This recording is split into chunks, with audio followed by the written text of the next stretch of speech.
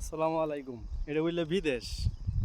আমাদের দেশের মধ্যে সব কিছু হয়, শাক সবজি, ঠিক আছে, সব কিছুই হয়।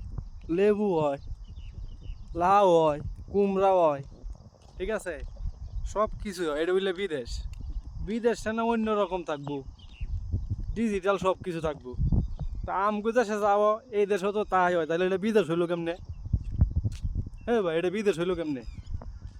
এই এনতে দেখেন লেবু টেবুর বাগান, লেবুর বাগানের অভাব নাই, আমের বাগানের অভাব নাই, তাহলে এটা কেমনে বিদেশ হইল রে ভাই?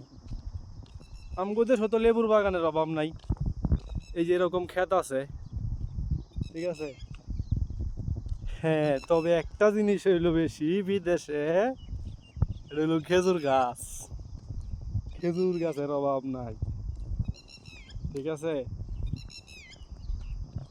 খেজুর গাছের অভাব নাই। হ্যাঁ, এই যে খেজুর মুহের বলল, চাইলেই খাইতে পারবো, এতটাই নিচে থাকে খেজুর এই আরব কান্ট্রিতে।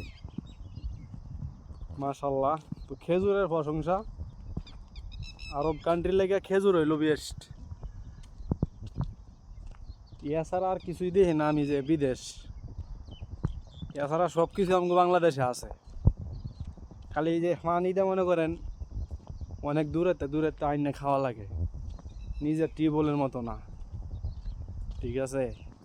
ভালো থাকবেন।